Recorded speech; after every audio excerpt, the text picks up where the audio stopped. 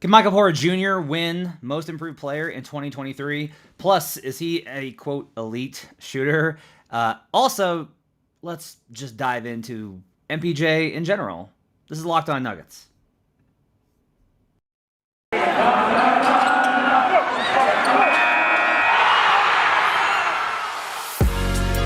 You are Locked On Nuggets, your daily Denver Nuggets podcast.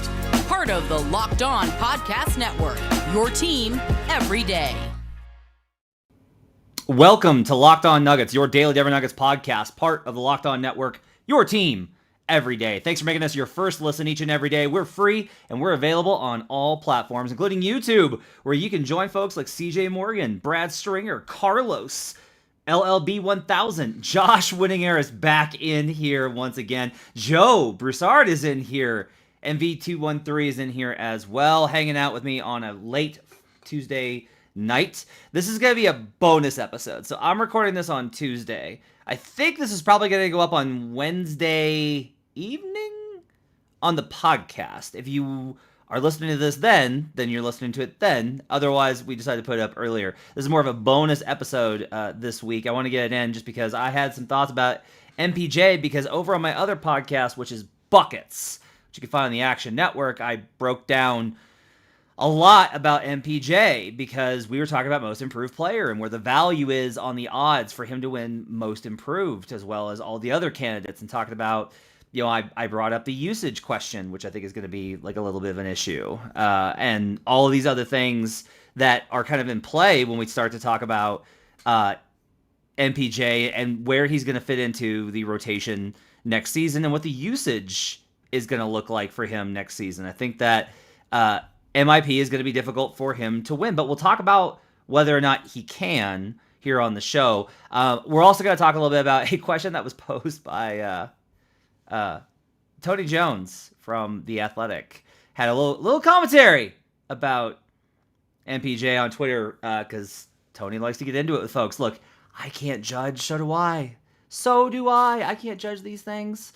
So we'll talk about what Tony said, if he was right, etc. We'll do that. Plus, I just have some thoughts about MPJ.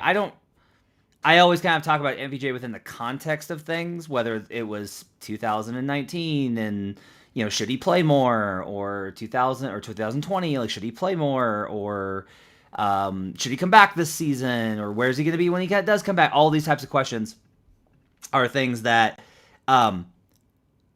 we've talked about, but I don't think I've ever kind of given like my full thing on MPJ.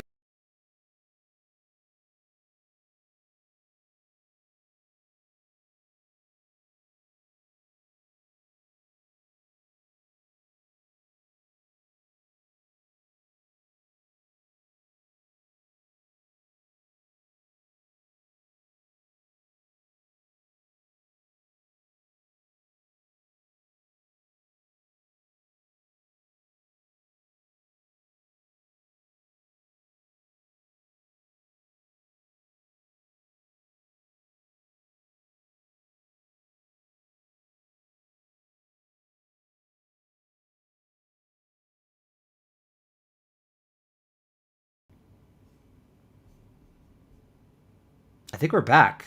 I'm hoping we're back. I'm going to check and see if we're back up on here. Brad says it was a good pod. Okay. There we go. Okay. I got it fixed. Sorry about that. I had to switch over to my landline, and it messed everything up. We're back, though. Okay. Here we go. What sucks is Adam usually does the audio edit, so now I have to do this. That's the bummer part. I have to be the one to take this out. So, anyway, we're going to talk about all that and more tonight. Let's go ahead and start with the MIP question, okay? So, MPJ actually qualifies pretty strongly based on the historical markers for the award. So, on Buckets, we talked a lot about these kind of things, which is basically all of the players that have won Most Improved Player over the last 10 years have had kind of a similar profile. They shot a number of times in, like, they shot like 11-ish times a game, and that jumped to about 15 or 16. So the question is just like, can you make that jump? Because that's guides into the points, which always determines most improved players. Like, do you make this big jump in points? And MPJ actually qualifies based off what he did in 2021, not last season, which obviously was a disaster in 9 games, but the season before, his averages were in line with that. Now, some of that was up and down, obviously, because he didn't start, and then he did, and then he did, and then all these things were complicated. The reason I think it's hard for him to win most improved, honestly, is the usage thing. There's a lot of mouths to feed now on the Nuggets because the team is so good, right? Jokic is going to get his, and Adam and I talked about how we expect Jokic to kind of take like a few steps back just in terms of usage and production based off of these types of things. I don't think he'll have like, I don't expect him to win MVP. Now, I didn't expect him to win MVP last year, but I really don't expect him to win MVP this year, right? No one's won 3 in a row since Bird in 86, etc. We'll talk about that another time, but Jokic is still going to get his. Jamal, when he's on the court, is still going to get his. Kentavious Caldwell-Pope probably needs to get some three-point looks in order to establish gravity. Bruce Brown, probably going to get some looks because he's going to fit inside the defense and fill various gaps. Aaron Gordon needs to get touches because Aaron's been really efficient and good, even if the shooting hasn't been there. And then, like, obviously MPJ is above a lot of those players in the pecking order. You can argue about Aaron depending on definitions. But I do think that in order for MPJ to make the leap that he would have to, you would be talking about just a ton of usage. Just a really high level amount of usage. And I don't know that he's going to be able to get there. That's before we start asking the question of like, look, he tried to come back from the back surgery in April. He suffered a setback and then he was out again. By all accounts, he's been great. He looks great. Looks 100%. Everything looks good. It's always going to be a question with MPJ. That's always going to be a question. But the question of whether he can win MIP or not, I think, is a little bit outside that. Another interesting thing here is that guys that have won MIP, surprisingly, they haven't been just good in the last 10 years. They've been literally all-stars and all-NBA.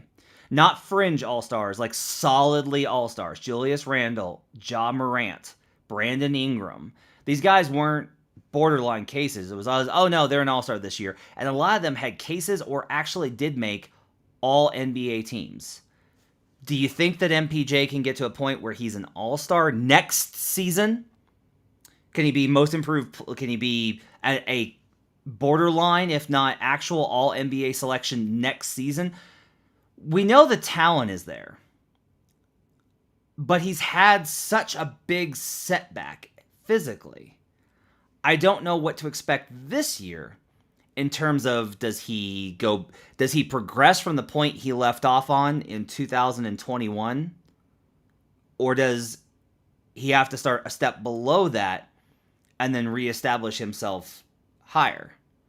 Like, these are all questions I think that you genuinely have to ask if we're considering most improved player for MPJ. There's just like not an easy kind of question here. Without injuries, Brad notes, like, always scared of MPJ, but without injuries, and then makes a rather uncomfortable emoji. I think, look, I've talked about him as like, look, he's a 6'10", 50, 40, 90 shooter.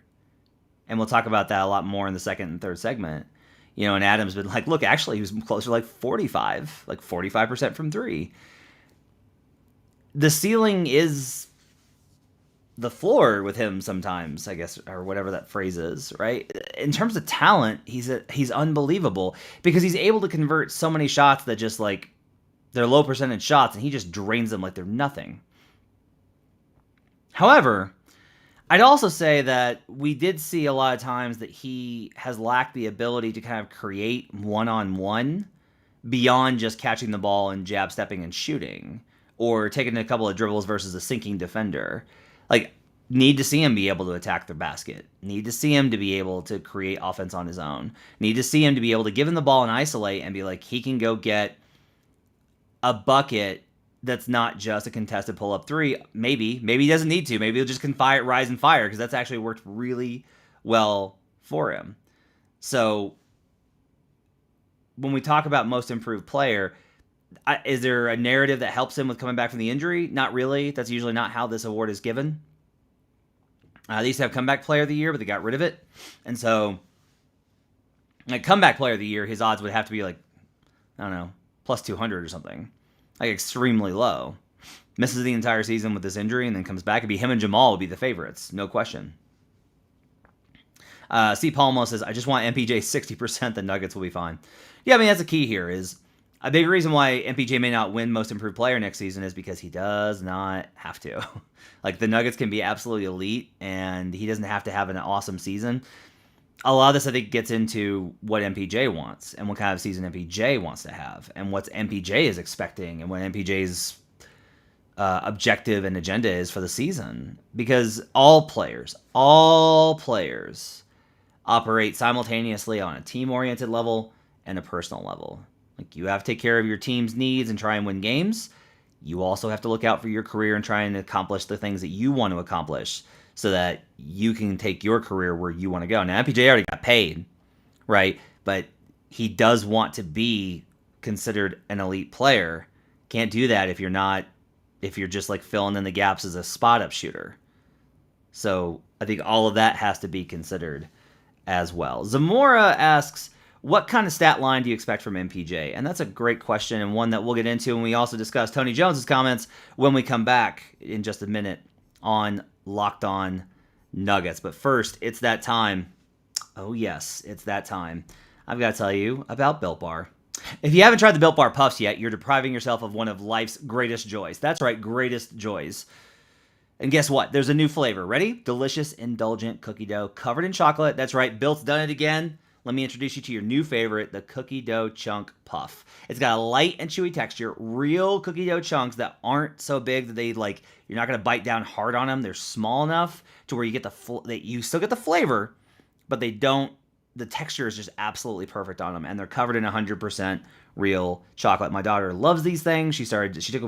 We went to this great park in Fort Collins today called Twin Silos. It's got these giant silos you can run around in, and we were like, okay, we're gonna get water bottles, and she's like, I'm getting a Built Bar. Didn't ask, was just like, I'm getting a Built Bar. That's how much my daughter loves these cookie dough chunk puffs. Run to Built.com and snag a box for the family. It's going to be a perfect treat, or you can just hoard them for yourself if you don't want to share. Like all Built Bars, new cookie dough chunk puff is covered in 100% real chocolate, and it's infused with collagen protein, which your body absorbs more efficiently and provides tons of health benefits. Ditch the calories, fat, and sugar. Grab yourself a Built Bar. Go to Built.com and use promo code LOCKED15 for 15% off your first order. Use promo code LOCKED15, LOCKED15 for 15% off at Built.com. We'll be right back on Locked On Nuggets.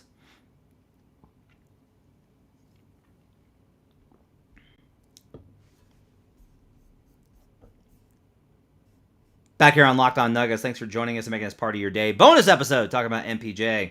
This week, I want to go ahead and get it in. Moon Nugget did ask, did you sincerely title the episode this evening after the events on Twitter? No, I'm recording this on Tuesday night. Tony Jones did get into it, but I actually was like, I think I want to do an MPJ episode after talking about it over on my other podcast, Buckets. I want to go ahead and just talk about this, and it just kind of came up. Let's go ahead and talk about what Tony said. So, look, Tony, good friend of mine. I like Tony. Tony is very cool with me. And we've gotten into it before. We've disagreed on things. Oftentimes. We're going to disagree again.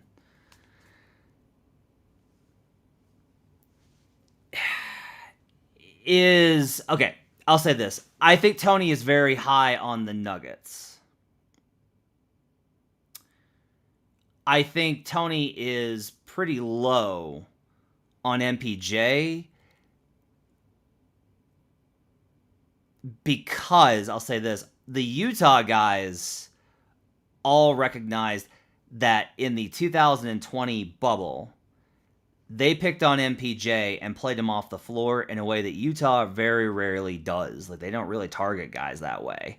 And they really put MPJ through the ringer. And that was, it's going to be 2 years ago, right? He's older. I don't know if he's better defensively, but that stood out. All of the Jazz writers have really mentioned that. It stood out that basically in a big moment, MPJ was not ready for what he was tasked with. And you can look at what he did last year in the playoffs and kind of provide as a counterexample. I think that's fair. And then, obviously, he got into it with several folks, including Zamora, because he made the comment that MPJ is a good shooter, but not an elite shooter. Okay. So, look. For Porter's career, he is a 52% shooter from the field, a 42% shooter from three, and 80% from the free throw line. He has a career effective field goal percentage of 61%. He shot 44.5% in 2021 and 61 games played from three. 44.5. Just an absolutely absurd, ridiculous number. And so if you're a Nuggets fan, you're able to recite those stats pretty easily. And you're oftentimes going to probably get into the idea of like, look, you can say what you want, but the numbers are the number, and this guy just hits shots. And that's true. And I think that those of us that watch him on a nightly basis when he's healthy are able to recognize that, like, look, man, these are not just like open catch and shoots that MPJ is drilling. If anything, he's oftentimes waited for the guy to catch up instead of shooting immediately, and that gave them a more contested shot, and he just hit it anyway. Like, he just hit those shots anyway, which I've always kind of said is like, if you want the mark of MPJ, and we'll talk about this in the third segment a little bit, is he was always a guy that no matter what my criticisms were, I could never, ever justify trading him, because you watch him hit these shots and you're just like, those are the kind of guys that absolutely just warp the game for the opponent. When you can't do anything, when guarding them doesn't matter, that's ridiculous. Here's a number for you. This is via Synergy Sports. On catch and shoot opportunities in 2021, he took 165 shots, okay? And that were guarded. I'm sorry. These are catch and shoot opportunities. Out of 271 total, MPJ was guarded on 165. He shot 39% on those shots with a 58.2 effective field goal percentage. That was 81st percentile league wide in that season. It's pretty elite, I would say. I would have to say it's pretty elite. Minimum 100 possessions. MPJ was 13th in points per possession on guarded catch and shoot opportunities in 2021. If you make it 150, he was the fourth best shooter in the league that season, behind Tim Hardaway Jr., Steph Curry, Nikola Jokic, and then you have Michael Porter Jr., okay? So that makes... I understand the argument for objectively, from a statistical profile, MPJ is an elite shooter. Carlos says, is there a butt coming? Well, yes, there's a butt coming. But what Tony's actually trying to get to here is not a metrics forward argument for how well do you shoot the basketball out of 100 attempts. It's about, are you able to make the biggest shots in these moments when things get extremely tough? Now, people have mentioned, like, he came back versus the Clippers and played very well. It's accurate. It's a good point in 2020 bubble. He came back and was very good versus the Clippers in that series. He was pretty good versus the Blazers. He's pretty banged up versus the Suns. Wasn't great in that series. So I don't necessarily think that we have the answer for whether or not he can be that guy, whether he is quote unquote that dude in these moments. I would probably counter that the answer is closer to we don't know than he's not. But I also understand the argument when you're comparing him to, by the way, this is the comparison lodged, and what Nuggets fans got upset about was Klay Thompson. I get it, because MPJ's never had any playoff performance like Klay Thompson has had many times. Look, Klay's also one of the best shooters of all time. He's elite on a not now level, not even not now because of the injuries, but even when he was playing, not just on a elite level for that season, Klay is an all-time elite shooter. I have never been in an environment like 2016 Game 6. Ever. That was one of the weirdest experiences of my life. Everyone in the media, after that Thunder Warriors game, Game 6, was in shock. Like, stunned. If it wasn't inappropriate because of the links to PTSD and the very real issues that surround that for veterans, I would describe it as shell-shocked. Like, that's how it felt, was everyone's just like, oh my God. Like, what just happened? What just happened? And MPJ's never really had something like that. Now, Zamora, again, I think Zamora says Clay's also 30-something. That's accurate. That's absolutely true. He's older now. The gap between them is closer than it ever has been, right? But what Tony's actually talking about is reputation, Clay. Is like, Tony's not going to... I'm putting words in Tony's mouth here, but I feel like I get what he's saying. And I kind of agree with him. Until somebody like actually knocks him off, like that guy still has that reputation. Clay had some bad playoff performances, and especially in the finals. I kept waiting for that good game, and it never came, right? So maybe he's not there anymore. And if you want to make that argument, then Clay's not elite, and MPJ's not elite. But if we're defining this based off of who can hit those type of shots in the playoffs, then it's fair to not describe MPJ as an elite shooter through that prism. The bigger point here, if you want to get into it, is that all of these descriptions of elite, or like Joe Flacco, like elite, top tier, MVP, these are all very subjective concepts, right? A 40% shooter is a high percentile. You don't have to define that as elite. If your definition of elite is about the types of shots that you hit, it's going to be very much subjective, and I think that that's fine. Hurricane, welcome in, Hurricane, by the way. We're not talking about things we can verify. We're talking about opinions about guys that are based off our best memories set up by a press that's openly full of shit. Well, maybe. But I would tell you that these guys also, like, tend to take their job pretty seriously.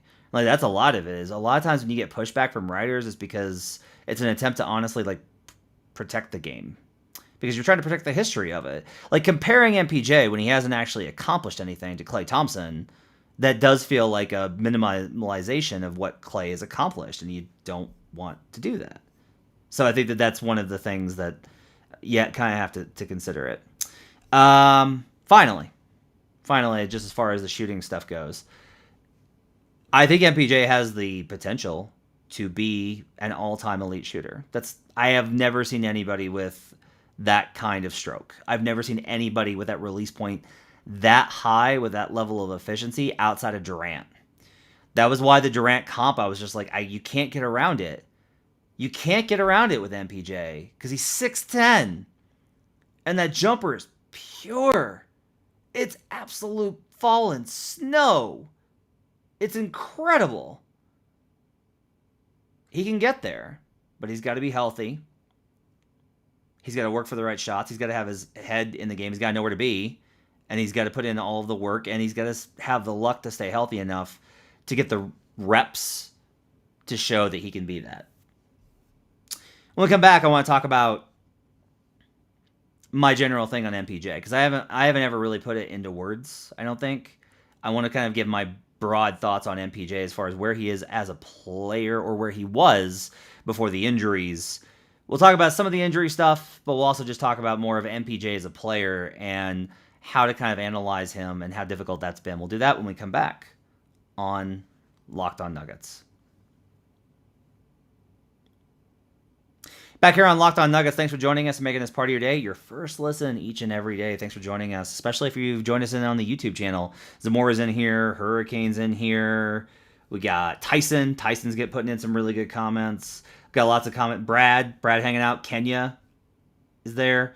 Lots of good stuff here on the Nuggets, in the Nuggets chat here on YouTube. Make sure you give us those 5-star reviews. They help us out. They really do. If we can get those, it just really helps spread the word. Tell a friend.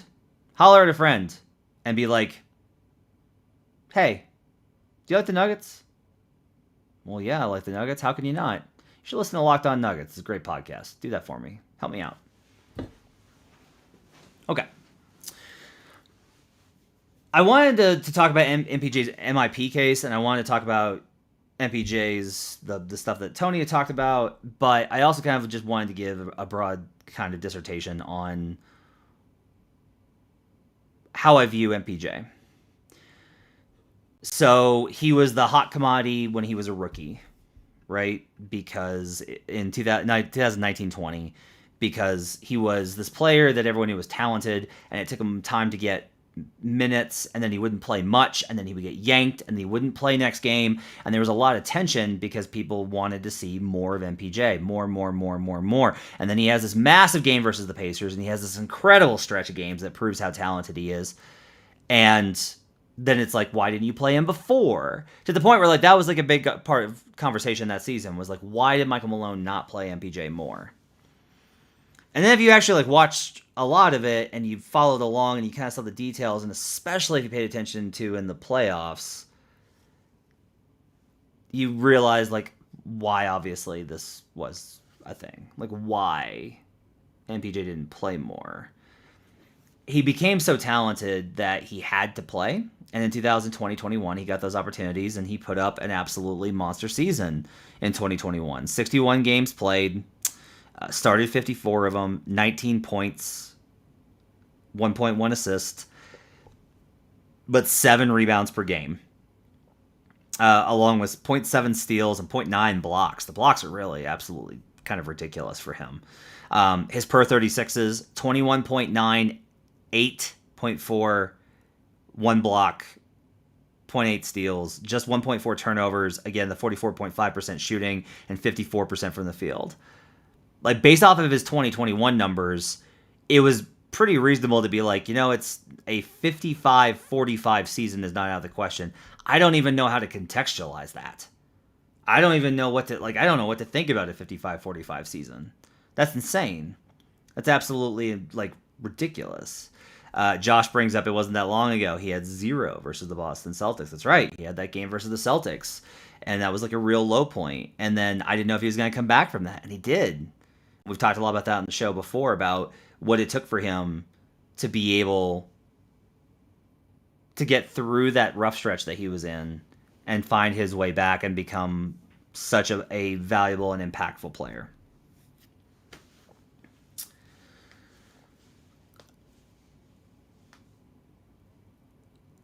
One thing that's kind of always been an issue, the playbook knowledge was an issue early on. And it never really improved to the point where it was just kind of an uncomfortable thing where you can't have key members of your team, starters, crucial components, be lost in terms of where they're supposed to be on the floor. And that still happened with MPJ a lot on both ends.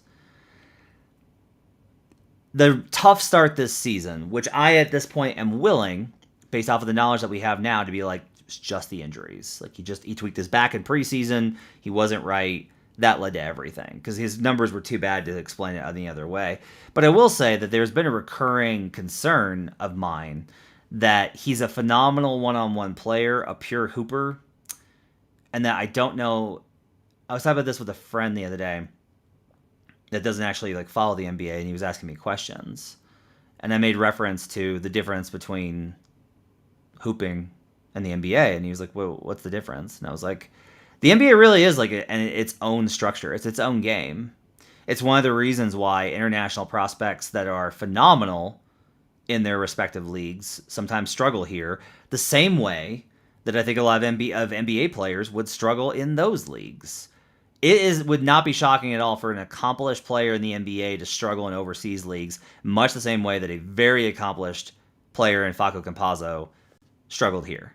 That wouldn't surprise me at all because it's just different. It is its own kind of universe, right? The question is, can MPJ play NBA basketball at a high level? I think it's pretty obvious he can, right? Can he do it? Can he be a guy that isn't exploited on defense? Can he be a guy that doesn't cause hiccups with lineups or rotations or spacing or frustrate his teammates? Can he be like a seamless integral component? I tend to think yeah.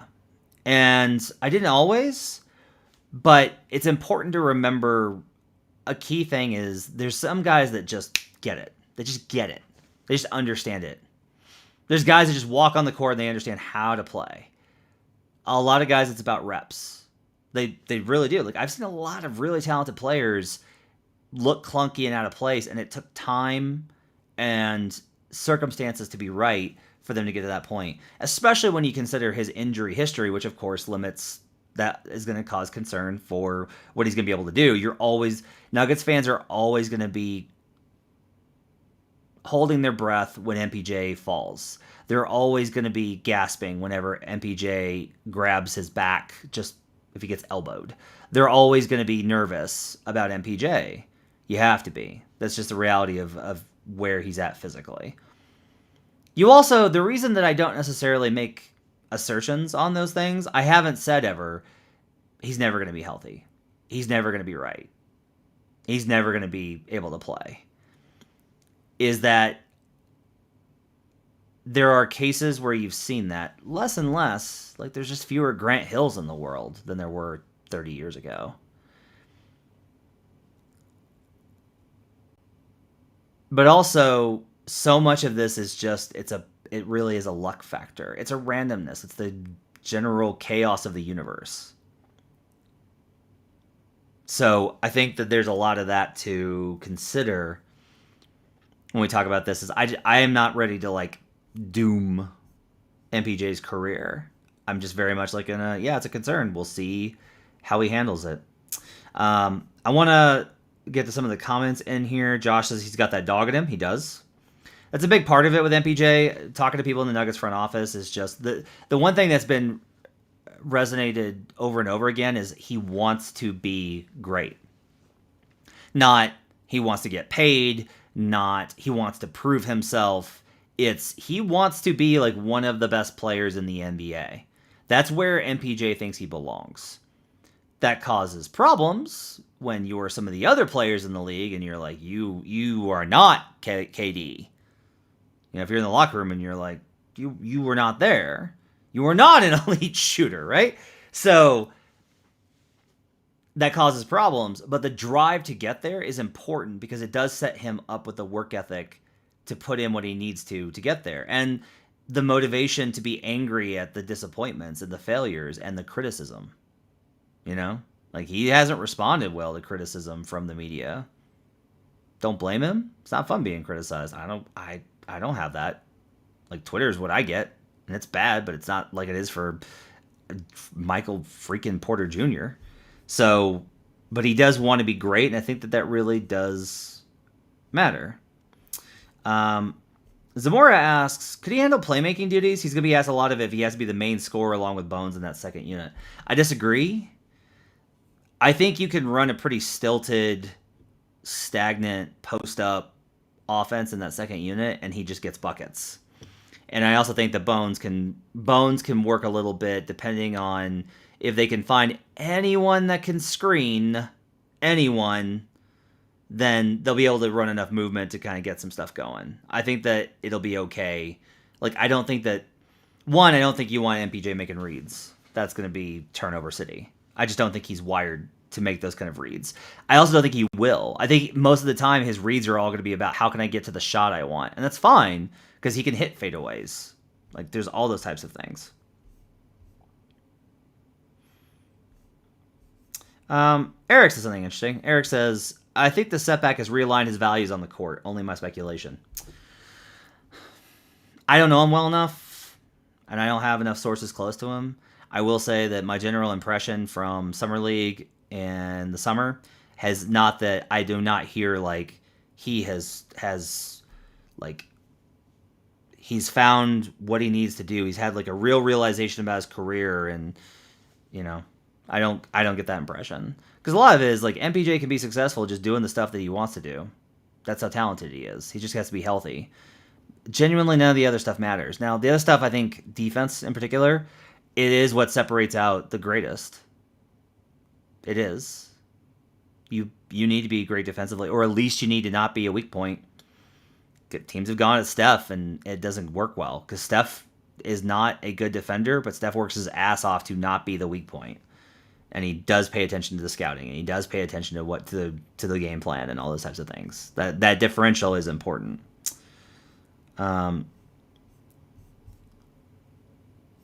Hurricane says, I remember I gave my little sister a stern look one time, and in my most serious voice I said, "You're just like Grant Hill," and she cried. Oh, that's very mean. Do not do that again. So, as we look back on MPJ, I think he was frustrating from so many levels. And in 2020, I believe, when he was struggling in 2020-21, I was on the phone with Ryan Blackburn, who you should listen to Pickaxe and Roll and follow his work at Mile High Sports. I was on the phone with Ryan, and he was like, I was like, but he can't play, Ryan. He's like struggling. He doesn't know the playbook. He's lost. And he was like, so do you trade him? And I was like, no, you can't. He's a 6'10", 50, 40, 90 shooter. You can't. The Nuggets, I think, need to be applauded, honestly, for their patience with MPJ. It would have been easy to be like, ooh, this guy's really talented. We could get something for him that actually knows how to play with our guys and knows how to do all these things. They stuck with it because they know how talented he is. They've really have stood by him in many ways. Now, I don't know what happens with Tim Conley gone. That's an interesting question. I think all indications are, from my point of view, that Calvin Booth and Tommy Balchetis believe 100% that like MPJ is too good to move on from at any point. I think Michael Malone doesn't want him gone. I think Michael Malone just is always having to evaluate how many headaches can he have at one time, and MPJ is a pretty big one. But MPJ's also had the breakouts under Malone, and Malone's had success with MPJ. A lot of times, some of the best coaching relationships aren't smooth. They're full of conflict and drama. That's part of it. So, above all, with the injuries, I'll say, and Tyson says this, just hope he can stay healthy for him and for the Nuggets, for real. The pain is always where I go with this, is that anytime you got a player that's gone through this time, Michael Porter Jr. has just been through an incredible amount of pain. Like, a lot of physical pain. Like, for a kid as young as he is, to have gone through this many back surgeries, that is so much pain, discomfort, and rehab. It's so much work. That's awful. But he keeps coming back, and there's something to be said for that. We'll see what more MPJ can provide the Nuggets and what he can prove about himself this season, one of the most important in Nuggets history. And we'll chronicle it all here on Locked On Nuggets. Thanks for joining me, making it as part of your day. Appreciate it. Give us those 5-star reviews on Apple. Give us a follow on Spotify. Give us the like and subscribe on the YouTube page. You can catch the show live. We will be back tomorrow morning. If you're watching this on YouTube, we'll be back on Wednesday morning at 10 a.m. Mountain Time to talk about Jamal Murray and how he can avoid his slow starts that he typically goes through, even coming off of the injury. We'll do that tomorrow when we return on Locked On Nuggets. Thanks for joining me. See you guys again next time.